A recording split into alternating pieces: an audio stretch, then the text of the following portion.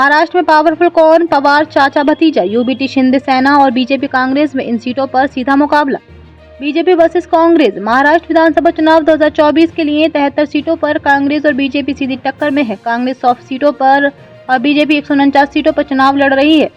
महाराष्ट्र विधानसभा चुनाव 2024 के लिए मतदान में अब कुछ ही घंटे बचे हैं और इसी के साथ राज्य का सियासी पारा बेहद हाई है। महाराष्ट्र की 288 में से कांग्रेस 100 सीटों पर चुनाव लड़ रही है तो बीजेपी ने 149 सीटों पर अपने उम्मीदवार खड़े किए हैं। इनमें 73 सीटें ऐसी हैं जिन पर सबकी निगाहें टिकी हुई हैं क्योंकि इन पर कांग्रेस और बीजेपी की सीधी टक्कर है। 6 महीने पहले हुए लोकसभा चुनाव में बीजेपी को महाराष्ट्र में झटका मिला था।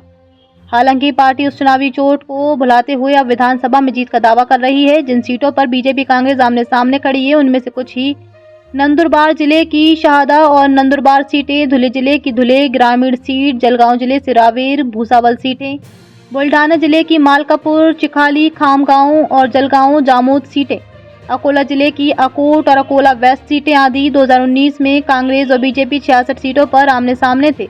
इनमें से 50 सीटें बीजेपी के खाते में गई थीं जबकि कांग्रेस को केवल 16 सीटें मिली थीं। बीजेपी और कांग्रेस में कौन भारी?